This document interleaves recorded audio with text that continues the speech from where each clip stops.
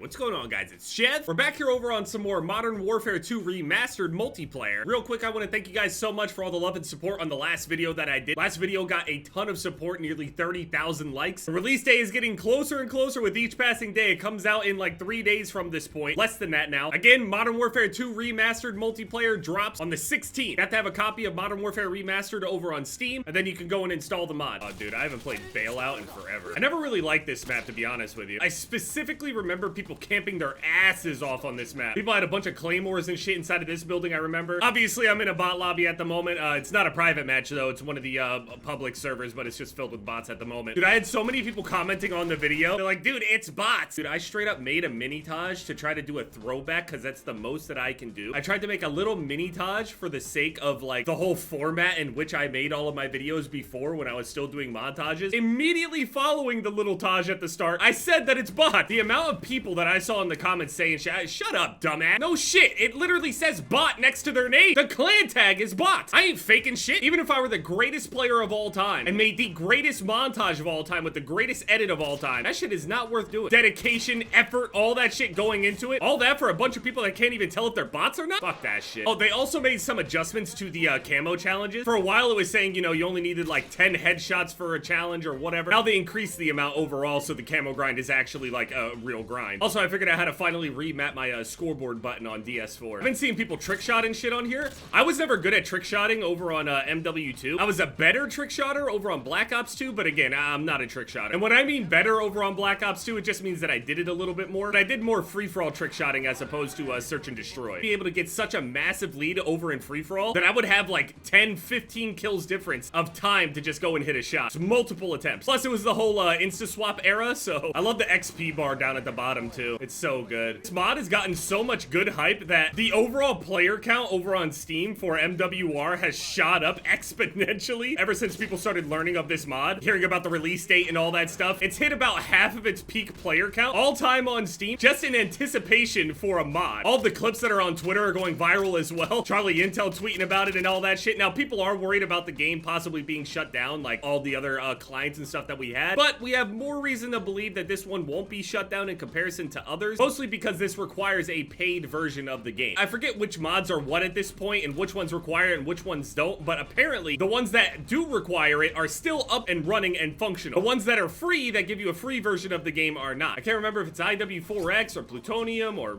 whatever. I can't remember. Excited for me to do a camo grind on this, which will be really cool overall because I've never done a camo grind on this game. I mean, there was a camo grind, but it wasn't really a camo grind. Like, the only challenge was getting headshots, and that was so simple to the point to where people would just go and join a free-for-all and then just boost with their friends. I would actually, no joke, I would spend all day killing boosters. Since I played a lot of free-for-all, I ran into a good amount of boosters and shit. Spawn into a game, instead of immediately selecting a class, just hit back multiple times until it let me spectate. I had an entire class I had cold-blooded with sit rep and everything. Whenever I was spectating, I would go and try to find, and even if they weren't standing in front of each other boosting right then and there, if they had a tactical insertion on their class, I would sit there and spectate them until I could see that they were boosting. Then I would go clear out of my way to just kill them specifically. I got so many angry messages, forced people to appear offline, and if they didn't appear offline, I would just keep joining their session and ruining their boosting. It's crazy too because they were boosting for the fall camo, and the fall camo in today's standard is terrible. It would just be some random base camo. But fall camo was seen as kind of like a cool thing at the time. Kinda cool, nothing amazing, but kinda cool. Not that much effort. I can't remember what the original requirements were. For some reason in my head, I'm thinking like 50 headshots, 100 headshots. I swear, footsteps used to be way louder. Maybe I'm just like not listening properly, but I swear the footsteps used to be way louder. I remember the day that I got my first headset. Such a small portion of the player base was using a headset at the time. Everybody else was still listening through speakers and shit. The shit genuinely felt unfair. I remember at one point that I was sitting there in a private match. It was Christmas Day. I was turned completely away from the screen, and I had them walk around me in circles, and I would be able to tell them where they were from my position, and we thought that was the coolest shit ever. It's crazy. It's just audio, but I'm telling, it was so huge. Being able to figure out where people were directionally more accurately was crazy powerful at the time. Now people got like these insane EQ settings and all this other shit specifically targeted at boosting specific sounds and frequencies and shit. It happens with everything. Gets more and more extreme until it becomes redundant, basically. Also, Black Myth Wukong ended up releasing a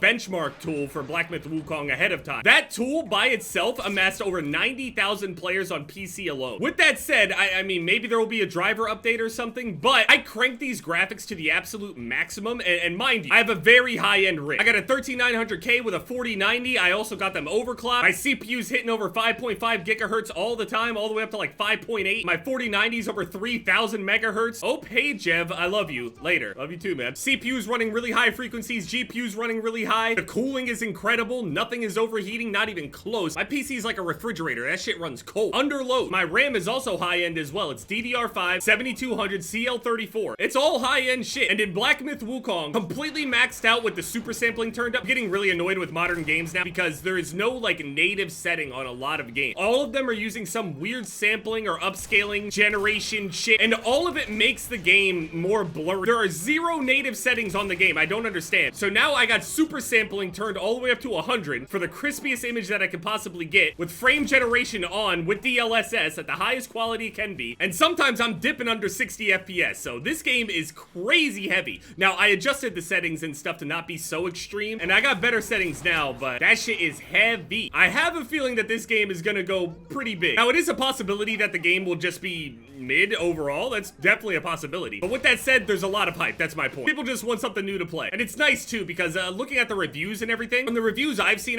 like an 8.0, 8.5, I've seen a 9. I'm gonna assume my overall opinion will probably be around an 8, but who knows. I'm not looking for a game to be incredibly hard or challenging. I'm just looking for a game to be fun. It's possible to be fun without being challenging, but I also understand the fun in doing a challenge as well. As someone that played a lot of Souls games or whatever, obviously, you know, the challenge makes it more fun. But at the same time, like Call of Duty, I don't always want a challenge. I watched Jay God's video today, and he did a very good job, in my opinion anyway, of explaining like the nuances of like what the Call of Duty community was kind of built on and what Call of Duty rewards you for. Like, for example, they want you to go on a 25 kill streak to go and drop a nuke. You are not going to drop a nuke in a game with a bunch of really good players, right? So the game knew in itself that it was a game that people enjoyed pub stomping on. People enjoyed getting into lobbies where they would have fun stomping other people out. But now the skill-based matchmaking system kind of conflicts with the identity of what Call of Duty was built on. The identity of Call of Duty was literally pub stomping altogether. That's what it was all about. And that's not just on the YouTube side of things. It's down to design. Down to the design of the game. The nuke never even would have existed in the first place if they didn't think that people would be able to, number one, go and get it, and number two, want to get it. Now, while skill-based matchmaking existed to some degree back then, it wasn't anywhere near close to what it is now. You can watch this whole video. I'm not going to sit there and jack the whole thing, but you know what I mean. I never thought about it. I never thought to explain it in that way. It's clear that Call of Duty was designed in a way to where it wasn't truly meant to be competitive overall, and it wasn't truly meant to have this evenly match-made game, painstaking, ridiculously complicated system. It wasn't built on that. The identity of Call of Duty was all about pub stomping, getting clips for montage, and doing cool shit. Those were all of the most viral things that were on YouTube, that were most known. Shit, even on the old game shows like Attack of the Show and Cheater, X-Play, all that shit. All of them concentrated heavily on the fact that there was like nukes and other shit. And those nukes are not possible without being in a lobby that you stop. How do you get 25 kills without dying if the players are good? The matchmaking system now just kind of goes against that whole idea and identity. But at this point, gaming is much bigger. Gaming is generating a lot more money, and they understand that. They have also become very used to all of the amount of money that is pumped in and out of this whole thing now, and they cannot go back because now everything hinges on them making a profit every single time, which is why we see so many layoffs and all that shit as well, which is crazy too, considering how much more money everything is generating. Also, everything is costing more, but the generation exceeds that. But you see longer development time, and you see developers getting dropped left and right in all of these different companies and shit